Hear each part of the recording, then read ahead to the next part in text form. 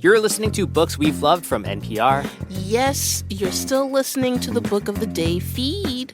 Yeah, we're usually giving you some of the latest releases, but we're going to be spending the next couple of weeks rereading old favorite books. And tell you why they still matter today. Yeah, we're making timeless books timely again. Now, I'm B.A. Parker. I'm one of the hosts of NPR's Code Switch. And if you're a regular listener to this feed, you've probably heard me. I'm Andrew Limbong, and I am very excited to be hanging out with you, Parker, and talk about some of our favorite books. Thanks, me too. And yeah. On our first episode, we get to speak to one of our great colleagues here at NPR, Pop Culture Happy Hour's Linda Holmes. Hey, Linda. Oh, I'm so excited to be here, you guys. I'm so excited. Wow, we're about to enter a world I'm relatively new to.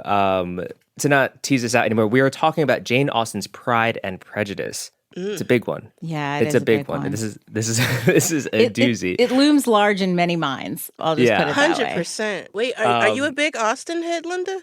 I'm not a big Austen head. I have read some of the books and I have seen some of the films, but I am not the kind of Austen head that many of my acquaintances and friends are, which is to say one of my friends has led Austen tours around parts of England, and I'm not that kind, but I guess that friend has been booked and busy this year.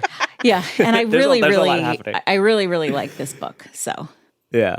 All right. For the people who haven't read it, I just got a quick synopsis here. It's about how you cannot tell Lizzie Bennet what to do, right? This book follows Elizabeth Bennet and her four sisters' travails with men and marriage. The central relationship in the book is the courtship between Lizzie, who comes from a relatively poor family, and the super rich Mr. Darcy. There's a lot of poor communication between the two, which sort of gives the book its juice until, spoiler alert, they end up happily ever after. What? Yeah. So we'll see. Yeah. I think that's fair, right? That's a fair summation. Mm-hmm. I'd never read this book before. Andrew. I've somehow made it through my life. It was never assigned to me in high school. By the time I got to college and was serious about studying literature, I was pretty focused on American modernism, and I just had no time for anything else. It was you and Kerouac, and you were just no more. You know the deal. Come on. Nobody reads everything. There are just certain people who are very good at giving you the impression that they read everything. They actually don't. Yeah. But, this is the big 250th anniversary of Jane Austen. I know there's a lot of stuff going on, and I felt it incumbent to give it a shot. I'll just give the top line. Okay. Quite a fun read. Mm-hmm. Not bad. It is a fun read. I'm into it. It is a fun read. I think that's the thing that sometimes surprises people. If they think of this as a swoony romance book, I think when people find that it is a really funny book, they are sometimes a little bit surprised because, it is a general problem throughout society that people think jokes were invented in 1980. You know what I mean? And it is sometimes really funny when people come across one thing fairly early in the book that I had highlighted is this moment when Darcy is talking about the fact that he had noticed that she has lovely eyes and he's starting to kind of be attracted to her, and then talks about her eyes. And then the book says, to this discovery succeeded some others equally mortifying, which is very funny. It's the idea that he's horrified to find how pretty she is when he had been kind of trying to keep distance from her.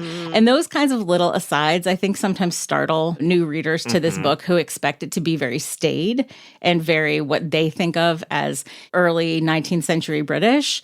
It's a very funny book. Oh, I found it to be hilarious, reading this as an adult, because I'd read it as a teenager, was, this isn't as romantic as I remembered it to be. It's a way more practical approach to relationships. Wait, Parker, when did you first read it? I read it when I was, I want to say 15, because Was it a school thing? No, the first DVD I ever got was for Christmas. It was Bridget Jones's Diary. There you go. That my mom got me. And then, so I saw that was my connection to Bridget Jones's Diary. And then I got the book from the library of Bridget Jones's Diary. And then I got to Jane Austen. So it was a little backwards way of getting there. What about you, Linda? When did you first read it? I don't remember exactly when I first read this book. I may have come to it via the BBC adaptation in 1995 that Colin Firth is in and Jennifer Ely is in. Miss Bennet, Please allow me to apologize for not receiving you properly just now. You were not leaving. We were, sir. I think we must. I hope you're not displeased with Pemberley. No, not at all. Which is a very specific kind of take on the book. And I think for people who are American adults now, I most often encounter people who, from a film adaptation perspective, favor either the BBC adaptation with Colin Firth or the 2005 film adaptation that Joe Wright directed with Keira Knightley and Matthew McFadden, who, if you've seen Matthew McFadden as Tom on Succession, you'll be very surprised to see him playing Darcy. It's a little different. Yeah. Well, like we said, this novel does loom large in culture, which we're going to take a break and then get to the sort of cultural impact of Pride and Prejudice. We'll be right back.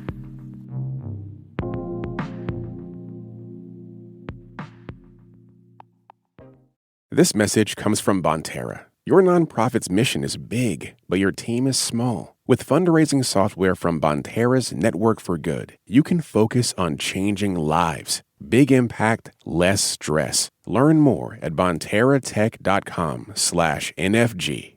This message comes from Sony Pictures Classics. From Academy Award-nominated filmmaker Richard Linklater comes Blue Moon, starring Ethan Hawke, Margaret Qualley, Bobby Cannavale, and Andrew Scott. On the night Oklahoma opens, legendary lyricist Lorenz Hart faces his shattered confidence at Sardi's. The Guardian raves a sophisticated, satisfying tour de force. Hollywood Reporter calling it beautifully executed. Blue Moon is now playing in New York and Los Angeles, nationwide, October 24th. This message comes from Amazon Business. With smart business buying, get everything you need to grow in one familiar place, from office supplies to IT essentials and maintenance tools. Ready to bring your visions to life? Learn how at amazonbusiness.com. All right, we're back. Before the break, we talked about our personal connections to Pride and Prejudice, but I want to zoom out and talk about the sort of cultural influence of the book. Let's just run through some quick Jane Austen bio, just to give us some grounding here. This book, Pride and Prejudice, was first titled First Impressions. Austen completed the draft in 1797, but the book itself wasn't published until 1813. All six of her novels published during her lifetime were credited only as by a lady, and her name didn't appear on a book until after her death. She didn't really pop up. She had a modest readership, but wasn't, capital J, capital A, Jane Austen until later in the 19th century. She sold the rights to Pride and Prejudice for £110, which I think amounts to about £9,000 today. Yeah, so she never got any royalties. She signed one of those bad deals, like she was like a Motown act, back in the day. And then she died relatively young. She died at 41. All of that said, my first sort of way to talk about how this book is around us culturally is Elizabeth Bennet is on the Mount Rushmore of I'm not like those other girls. Right? I think so. Am I wrong here? I think so. But it's her and maybe like Joe March. I feel like in my teenage brain, they were on the same level of like, I'm a fierce, independent. I'm not silly like these other girls who are focused on marriage and money. I think that's right. I think one thing that's interesting about this book is it was published at a time when marrying for position was still expected from probably a larger proportion of people than it's expected from now.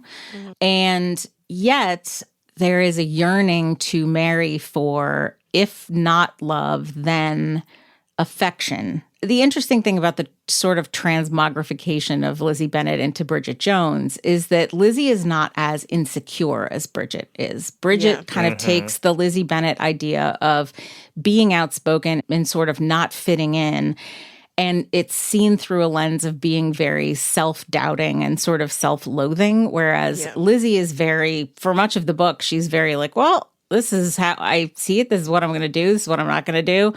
Like it or lump it. And so in that way, I like her as a character for that reason. Yeah, it's interesting. So while we're on the topic of Bridget Jones, I dug up this interview with Helen Fielding, who's the author of Bridget Jones, that she did with NPR back in 1998. Shout out to Talk of the Nation. Yeah. Our colleague Lanieri was hosting this day. And so awesome. the topic of this segment was approaching female singledom with humor. And here is what Fielding had to say about Pride and Prejudice. I think, Bridget has got quite a lot of links with Jane Austen. I based the plot on Pride and Prejudice. And in some ways, times are very similar to Jane Austen's day, and women's preoccupations are the same in some ways. But what is different is economic power now, and that a woman can make a very good life for herself on her own in every sense. And so there is a lot more to give up. And I think probably what's happening is lots of women are not prepared to compromise and not prepared to be with someone who is unkind to them or doesn't get on with them or whatever. And that's the reason perhaps why there are many more single women than there were, but they're still looking for an identity. I think it's an interesting reading, right? Because the implication here is that women, again, this is in 1998 that she's talking, right, have more to give up because they have more agency. So that means like people in Lizzie Bennet's time have less to give up because they lacked agency.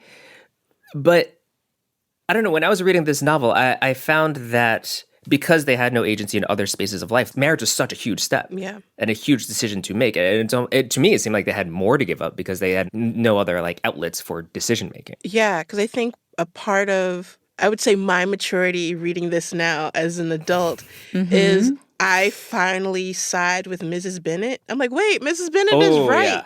Like, does she lack discretion and is easily vexed? Yes.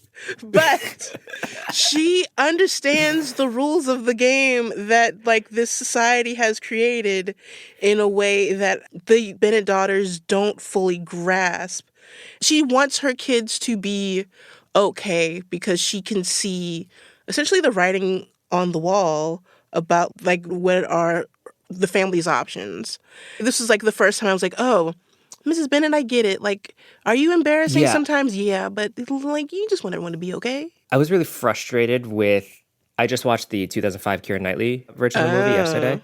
I was really frustrated with the depiction of the mom with Mrs. Bennet in that film, because in the book, I read her as like, listen, she just knows the game. Whether you like it or not, she just knows how to play. She's irritating sometimes, but she is genuine.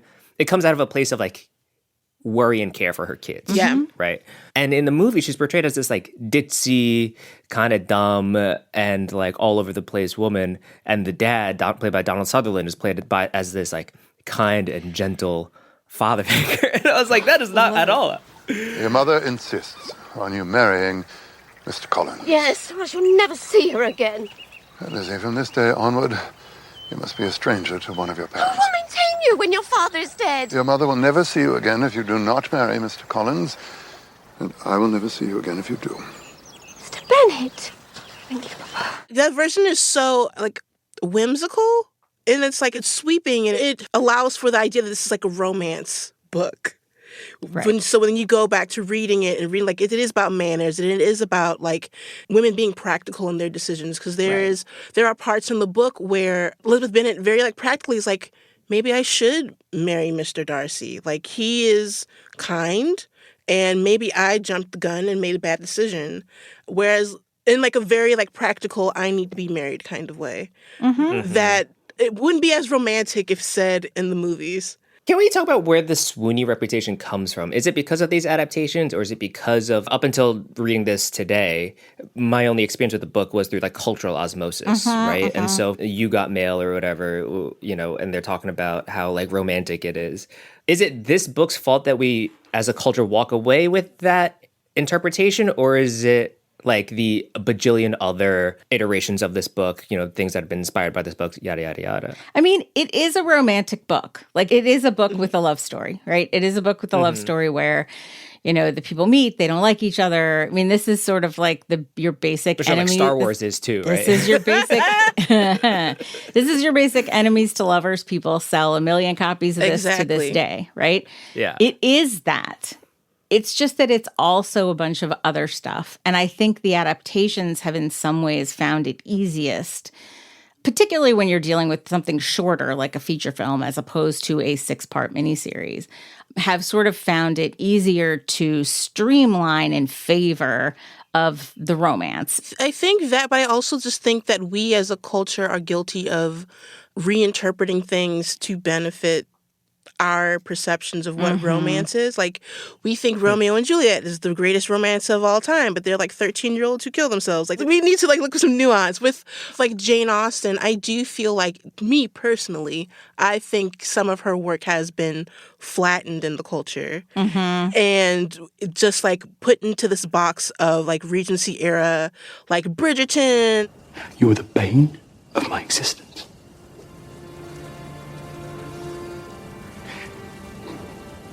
And the object of all my desires. All this kind of stuff that we needed to like get that love dose real quick, where it's like we're all guilty of being Mrs. Bennet and being like, 3 of my daughters are engaged at the end of the book. Success. Like, that is, everyone's doing like that. She won. She won. Like, that's how we consider success in the terms of these books. And how, even when I was talking to you, Andrew, about the movie earlier, I was like, did you get the American version or the British version of the 2005 film? Because in the British version, Darcy and Elizabeth don't kiss at the end. In the American version that we get, they kiss. I did not know that. Yeah, so it's like... The British version, the one that's on HBO Max, ends with Donald Sutherland smiling happily. Love him, R.I.P., but that's not what we're here for. So, like, even now, like, I'm like, they didn't kiss at the end?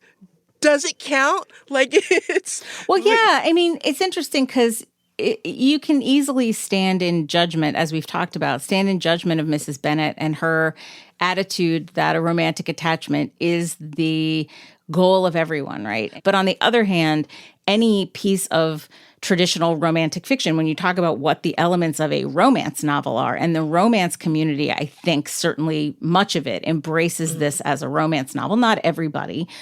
The romance novel has to end with the people getting together at the end. And I think that the key ingredient is the romance genre asks for the people to be happy. And Mrs. Bennet only asks for the people to be married. And I think that's maybe where the tension comes in between those two ways of thinking about this kind of story. Oh, word. Yeah. All right. We're going to take a quick break. And then after that, we're going to dig into the meat of the book, get into some textual business. We'll be right back.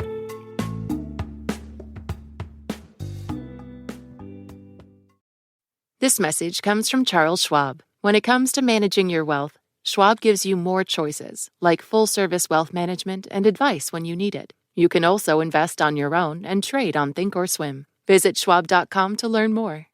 This message comes from Capital One Commercial Bank. Your business requires commercial banking solutions that prioritize your long-term success. With Capital One, get a full suite of financial products and services tailored to meet your needs today and goals for tomorrow. Learn more at CapitalOne.com/commercial. Member FDIC. All right, we're back. Linda, you're in the romance world, right? I am in the romance world, involved yeah. in the Fair. scene, right? Yeah. Knowing what's up.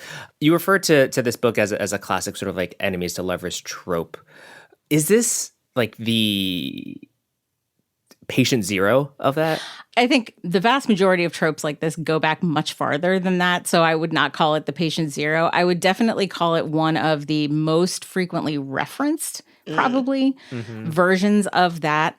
Although, as I said, the interesting thing about it is this book denies you some of the pleasures of a traditional romance novel and some of the beats that would be expected to be included. But I think what you see in this book is a really funny, really clever and witty and timeless story about a couple of people who are both super stubborn. There's a great moment where Lizzie basically says to him, well, I think you're a lot like me. I don't think either one of us says anything unless we think it's going to impress everybody in the room. And I just thought, that is clever and self-knowing. And yeah, it's emotional intelligence, yeah. It's a really sharp and pleasurable book, I think. And so it should not be read as work, and it should not be read as, necessity. It should be read as pleasure, which I think it is. Do you know what's interesting? I keep thinking about how relevant the questions in this book are today, particularly in like non-Western cultures where these discussions of like marriage is much more like it's still a business, going. right? It's like, you know, my folks got married partly not 100% out of love. There was like immigration stuff to deal with. There was like status stuff to deal with. And it's like, oh, this stuff, like maybe this is why I'm so forgiving to Mrs. Bennet, because she reminds me of like my mom. You know what I mean? Yeah. And it's like, okay, I completely understand where you're coming from, because these are questions my aunts are still having today with their kids, you know? 100%. It's very over broad, as I think some people who are contemporary white Americans, maybe is what I mean to say. It's wildly overbroad to say, you know, now people marry for love. They used to marry for position and money. Now they marry for love. First of all, plenty of people who don't marry for position in the traditional sense are not marrying for love, right? Yeah. There are plenty of places where people are very invested still in lots of things besides your personal fondness for each other. So if anybody in this book kind of decides to set aside the need to marry for status, it's Darcy, probably, right? Because he's a very fancy person. Lizzie is a less fancy person. And there's an interesting moment in the book when Jane, her sister, asks Lizzie, like, when did you first know that you loved Mr. Darcy? And she says, I think it was when I saw his house. Like,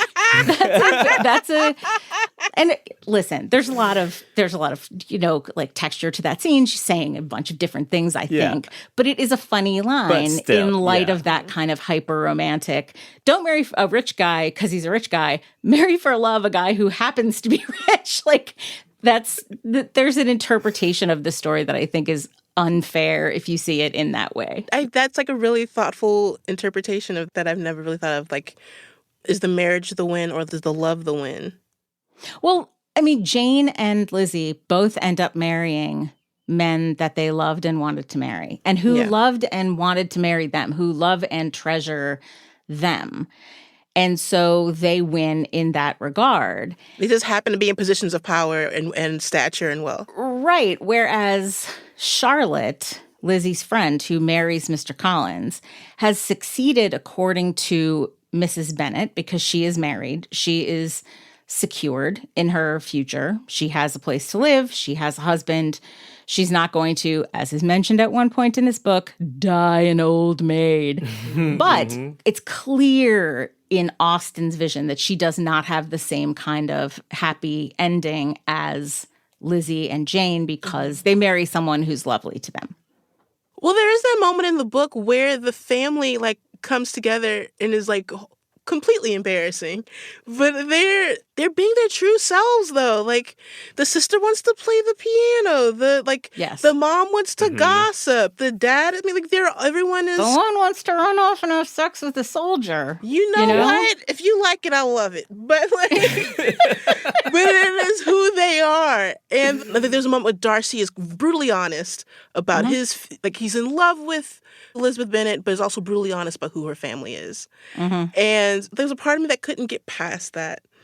Of like, he's like, it doesn't shift that much. It's a very tough moment. And I think one of the things that I find fascinating about this is that Austen doesn't give you a lot of super demonstrative business about him and his feelings beyond this kind of outpouring to her, which turns out to be really not well done at all, because he comes in and he's like, it's a terrible idea because you're not suitable and I hate your mother and all this other stuff is, you're completely unsuitable, but I love you anyway. So marry me because it's too painful for me if you don't. And she sort of has this wonderful reaction that's basically like, thanks. And then she just sort of says, no, thank you. You have done this in a very horrible and insulting way. Plus, she is carrying a couple of misunderstandings about things that he has done.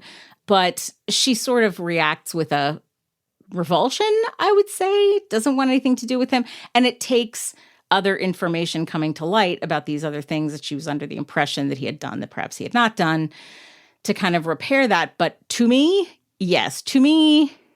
it would be very difficult to get over some of the things that he said about Christmases would be difficult.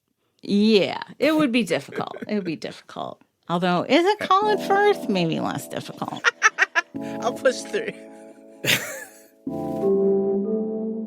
Up next, we'll have our final verdict, some recommendations, and hear from another fan of Pride and Prejudice.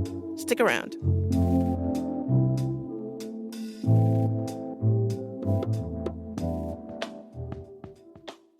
This message comes from the Council for Interior Design Qualification. Interior designer and CIDQ president Siavash Madani explains why good design is so much more than looks. Good design is never just about aesthetics. It's about intention, safety, and impact. Being NCIDQ certified means you've qualified to protect the health, safety, and welfare of the public. Learn more at cidq.org/NPR. All right, we're back. I think I know the answer to this, but the final question is, why do we think this book is worth reading today? I would say one, for its influence on other elements of culture, which is always worth understanding. And two, for its love story, which despite how unusual it is in some of the ways that we've talked about, is still really compelling to me. And three, because it is so funny and so much fun. And mean. In a funny... and mean at times. It's very mean. At times it is mean. She is cutting. Yeah. I mean, Austen's feelings are strong. I think it's like this becomes this kind of shorthand when we are trying to navigate some of these stories about relationships. Like, oh, this is clearly like an Elizabeth Bennet character. And I think the way that we started with Andrew being like, he read it to understand like where more contemporary works are like getting not their ideas from, but like... It's like listening to the Beatles is what I was thinking of it, you know? It's like you kind of gotta... Yeah, listen to the Beatles before you can... You gotta to understand contemporary music. Before you can get to Take McRae? Like, I don't know. Yeah. Sure. All right. Well, I was going to say, it's like reading the Bible in some ways, that even if it's not your religion, it's very influential and you're going to hear about it a lot. So for some people, it turns out to be worth knowing what it says, even if they don't have a religious attachment to it. Yeah. So even if you do not have a spiritual attachment to Jane Austen or to romance, perhaps it's worth knowing what's going on in there. Mm-hmm. Yeah. All right. I think it's time for, if you like this, read that. Parker, do you want to go first? Sure. Okay. So I think it was in 2019. I have a friend from Pakistan who was like, you've got to read this book called Unmarriageable. And so I read it. I was like, oh, it's Pride and Prejudice set in contemporary Pakistan. Mm-hmm. And does it retread a lot of the plot of Pride and Prejudice? Yes. But it leans itself to the cultural mores of today within Pakistan and how it relates to that Austen world. And I just think it's a really lovely, funny, like, quick read, to be honest. Unmarriageable by Sonia Kamal. Tight. I'd said before that by the time I was like getting serious about literature, I was like really thinking a lot about like American stuff. And the book I was thinking a lot about was William Faulkner's Absalom, in the sense of like the weight of the family is on your shoulders. Mm-hmm. Oh. Fairly or unfairly. You can complain and whine and moan about like the game sucks and the deck is loaded against you, but the weight of the family and the family honor is rested on your decisions. And what you do speaks to your family name. And that's a heavy burden to carry. Nice pull. I like it, Andrew. Yeah. I would say if you come to this conversation as a romance reader, you already know this book, probably. But if you come to this conversation as not a romance reader, then maybe you don't. I would mention Red, White, and Royal Blue, which is a romance by Casey McQuiston, which is about a prince who's a member of the British royal family and the son of the U.S. president. And they meet and they hate each other and they are enemies. They can't stand each other. And then they start like emailing and texting and they fall in love. And it is a pretty hot book. If you miss there being sex in Pride and Prejudice, this is a hot book. But it has a lot of stuff in it about the burdens of family and the sort of the public implications of your relationship. And some of that is related to the fact that they're both guys, but some of it is really just what's expected of them because they're both incredibly high profile. It's also just a super charming book. Casey McQuiston is one of the current like super major writers in Top that dogs, genre. yeah. So their work is always worth paying attention to. All right. Well, cool. Well, Linda, thank you so much. This is a lot of fun. I really appreciate it. Thank you. I'm glad that you guys motivated me to reread this book because I definitely had not revisited it in a bit. And since Linda brought up Red, White, and Royal Blue as her recommendation for Pride and Prejudice, I thought I'd give its author, Casey McQuiston, a call for our segment, Phone a Fan. Hey, Casey. Hi, how's it going? Doing all right. I'm very jealous of this beautiful, gorgeous version of Pride and Prejudice that you have right next to you. Yes, it's the beautiful Barnes & Noble exclusive gilded edition. I love when, like, the edges of the book are lined in, like, a gold. Mm-hmm. Yes, gilded, as we say. It's like a Catholic hymnal. All right. Okay, so you've written 4 novels? Yes, 4 romance novels, working on 5. Hello. Yeah. Okay, because we're going to talk about, like, your most recent was The Pairing. Yes. That came out, was it 2024? Yes. But you've said in other interviews that Pride and Prejudice inspired your first novel, Red, White, and Royal Blue, particularly the enemies to lovers trope. Have you continued to find inspiration in Jane Austen's work? Oh, absolutely. I could almost like graft like a Jane Austen book onto each of my books. Like I would say... Do it! Well... One Last Stop was a little harder, maybe Sense and Sensibility or something, but I know Ikeshar Wheeler is Emma all the way down. And then Persuasion and The Pairing. Persuasion, I think, is... There's so much yearning in Persuasion that I felt really inspired by. When I think... on a conscious level when writing The Pairing. And yeah, unfortunately, I'm running out of Austen books, so I'm gonna... There's only 6! I know. I'm gonna have to like dive into her like deep cuts, like Juvenilia or something. But, okay, much like Austen, I find myself laughing throughout the books.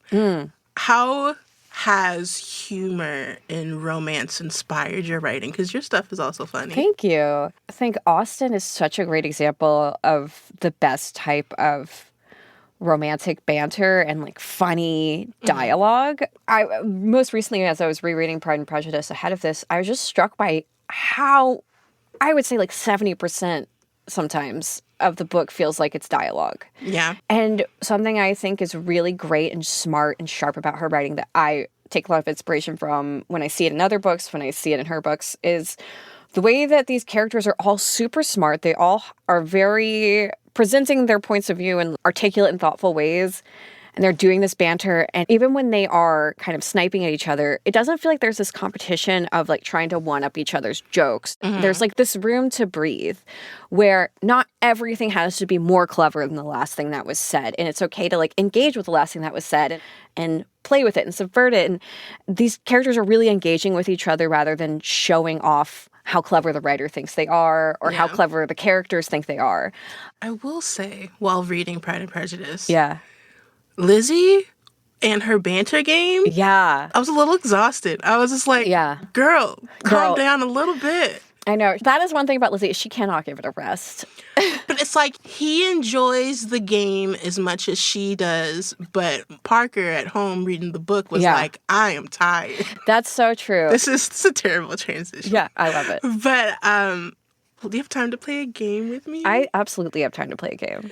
All right. So the 2005 Pride and Prejudice film famously has 2 endings. There's the UK audience one and one for the U.S. audiences where Lizzie Bennet and Mr. Darcy finally kiss because Americans need contact for it to be real. We do.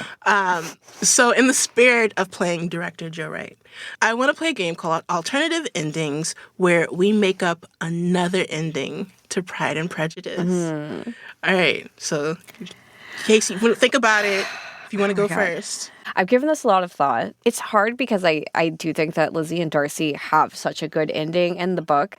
And the ending that leaves me least satisfied in the book is actually Charlotte Lucas marrying Mr. Collins. I've always found that like a really depressing ending. But as an adult, now I look at it and I'm like, what if So come with me on this journey. Okay. Okay.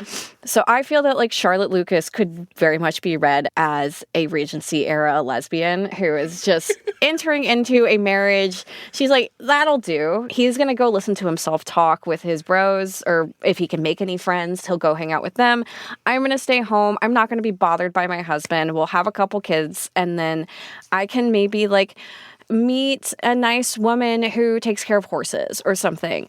And so my alternate ending is actually, I think, Lizzie and Darcy, instead of retiring to Pemberley at the end of the book, perhaps they go on like a honeymoon to go visit Charlotte and Mr. Collins, and Mr. Collins is away, and we see that Charlotte is not stuck dealing with this man every day, and instead she's really happy and she's writing little short stories and she's just hanging out around the house and maybe having a flirtation with a nice like cute seamstress in town or something.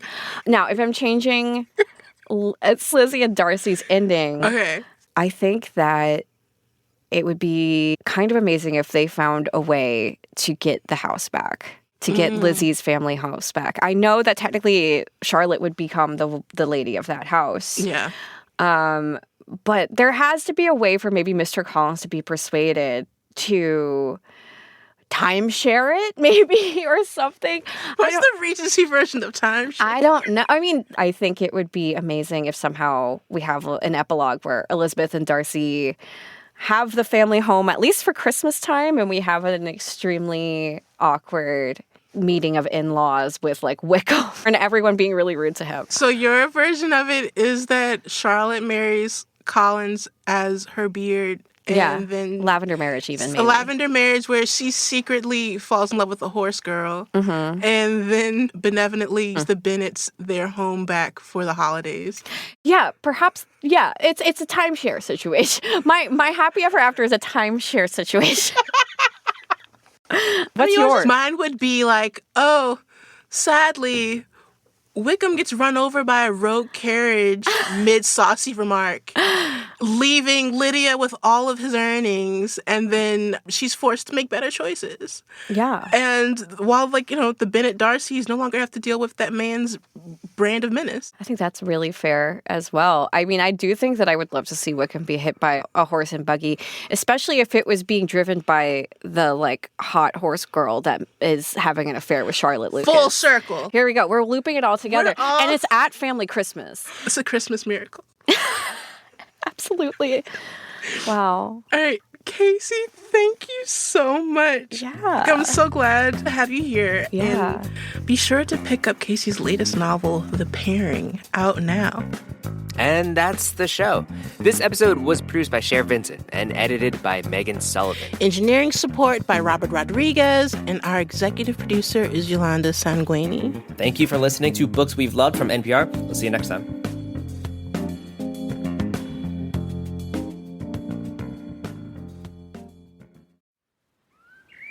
This message comes from NPR sponsor Pete and Jerry's Eggs, inviting you to tag along with one of their organic pasture-raised hens as she heads out for her day in the pasture.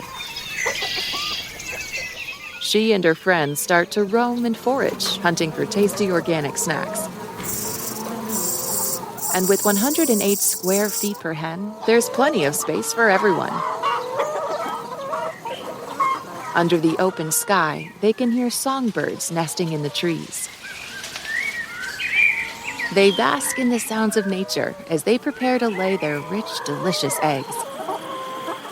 And when the sun starts to set, the crickets begin to sing. Time to catch one last squiggly snack before bedtime. To learn more about Pete and Jerry's organic pasture-raised eggs and the certified humane farms where their hens roam, visit peteandjerrys.com.